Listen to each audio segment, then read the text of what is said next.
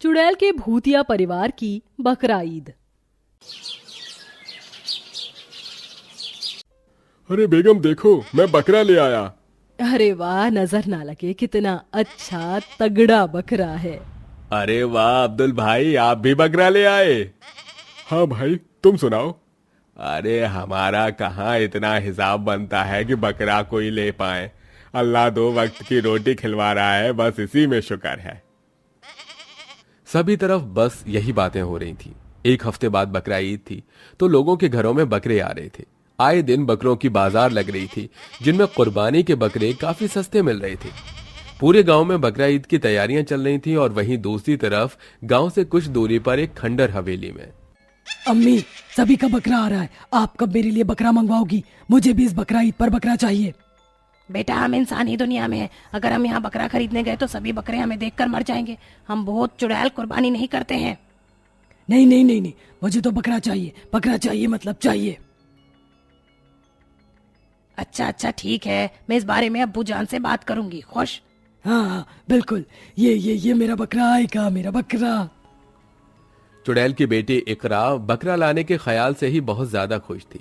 हालांकि वो सभी भूत चुड़ैल थे, लेकिन उन सभी का भी बहुत ज्यादा मन था बकरा ईद मनाने का।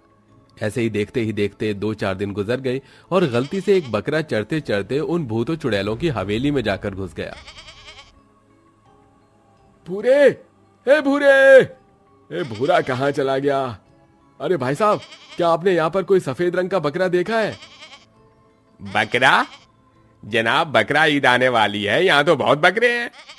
अरे मेरा भूरा सभी से अलग है, वो बहुत तंदुरुस्त है। जानते हैं, मैंने पूरे 10 सालों से उसे पाला हुआ है। अरे ऐसा तो कोई बकरा मैंने नहीं देखा। अच्छा, न जाने कहाँ चला गया मेरा भूरा। एक तरफ उस बकरे का मालिक परेशान हो रहा था तो वहीं दूसरी तरफ अरे वाह, लगता है अब्बू जी मेरा बकरा ले आए। ये बकरे की आवाज कहाँ से आई? भूरे की आवाज सुनकर सभी भूत चुड़ैल बाहर अपने आंगन में आ गए, जहां पर वो हट्टे कट्टे सफेद बकरे को देखकर काफी हैरान और खुश हुए। अरे वाह, क्या तंगड़ा बकरा है, लगता है ये बाहर कहीं से आ गया है।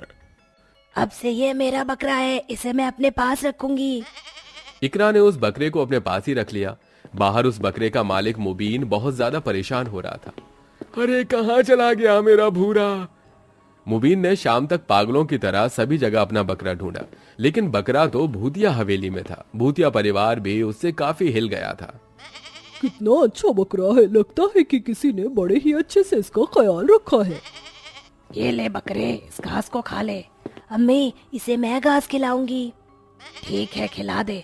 अब से 4 दिन बाद बकरा ईद तो है ही, इससे जितना भी खेलना है खेल लो। बकरा ईद पर हम इसकी कुर्बानी कर देंगे। हो सकता है इसे एक नेक काम के जरिए ही हमें मुक्ति मिल जाए। अरे सही कहा बहू, वैसे भी जो होता है अच्छे के लिए ही होता है। हो सकता है इस बकरे का हमारे घर में आना किसी अच्छे वक्त के आने की निशानी हो। भूतिया परिवार बेचारे मुबीन का बकरा चुराकर काफी खुश था। 4 दिन बाद बकरा ईद थी। बाजारों में, सड़क पर बेहद रौनक थी और सभी लोग बस खरीदारी में लगे हुए थे। ऐसे ही भूतिया हवेली में गलती से एक शराबी घुस आया। जीने के हैं 4 दिन, ओ बाकी हैं बेकार दिन, जाए जाए। अरे ये कौन सी जगह है रे? अरे ये तो बकरा है। हाँ, क्या मजबूत बकरा है, वाह वाह वाह वाह। वो नशेड़ी अपने नशे में ही भूरे पर हाथ फेरने लगा। उसे ऐसा करते हुए भूतिया परिवार ने देख लिया और इस आदमी की ये मजाल कि ये हमारे बकरे को छुए, अभी बताता हूँ इसे। दादी जी, ये आदमी अच्छा नहीं है, चलो इसकी चटनी बनाते हैं। भूतिया परिवार को गुस्सा आ गया और उन्होंने उस आदमी को मार डाला। जो भी हमारी हवेली में आएगा उसका यही हश्र होगा। लाओ अब्बू जी, इस आदमी को अब आप मुझे दे दो, मैं इसके मांस से लजीज बिरयानी बना दूंगी। नेक काम में देरी कैसी, ले जा बहू। हया उस आदमी को उठाकर ले गई और उसने उससे बिरयानी बना दी, जिसे पूरे भूतिया परिवार ने काफी स्वाद लेकर खाया। अब ऐसे ही देखते देखते बकरा ईद का दिन आ चुका था। सवेरे ही सभी घरों में कुर्बानी होना शुरू हो गई थी। ऐसे में मुबीन अपने बकरे के खो जाने की वजह से दुखी दुखी सा सड़क पर घूम रहा था।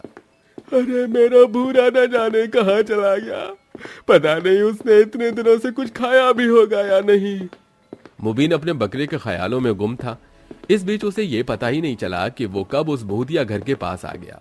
अंदर भूत चुड़ैल भी भूरे की कुर्बानी का इंतजाम कर रहे थे। अब्बू जी, आप इस बकरे की टांगे पकड़ लीजिए, मैं इसकी गर्दन पर छुरी चला दूंगा।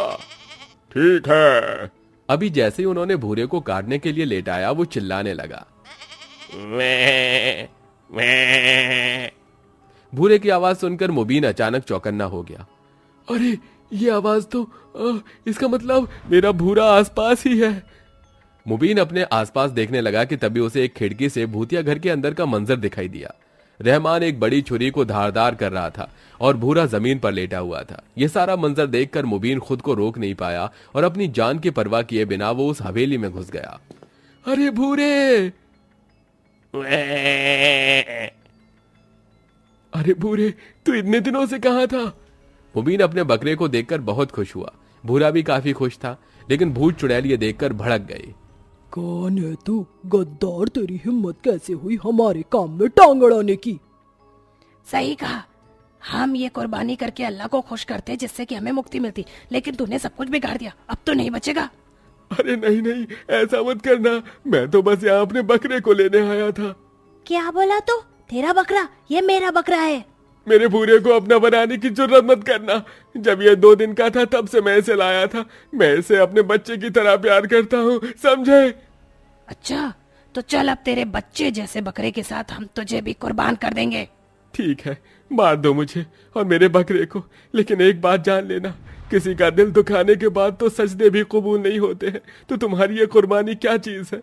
जो तुम कर रहे थे ना, उसे कुर्बानी का नहीं चोरी का नाम दिया जाएगा, और अल्लाह कभी चोरों से खुश नहीं होता।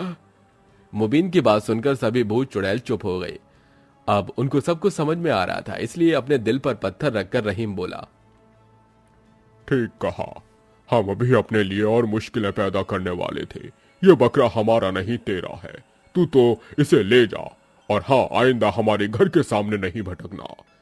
रहीम के आगे कोई नहीं बोला और मुबीन अपने बकरे को वापस ले आया। भूत और चुड़ैलों ने भी अल्लाह की राह में अनजाने में कुर्बानी कर दी थी, और वो थी इंसान पर रहम। बस उनकी यही बात उनकी मुक्ति का साधन बन गई, और मुबीन के वहां से जाते ही वो पूरा परिवार मुक्त हो गया। अचानक उस घर के आसपास खुशहाली सी छा गई, और वो भूतिया परिवार फिर कभी वहां लौट कर नहीं आया।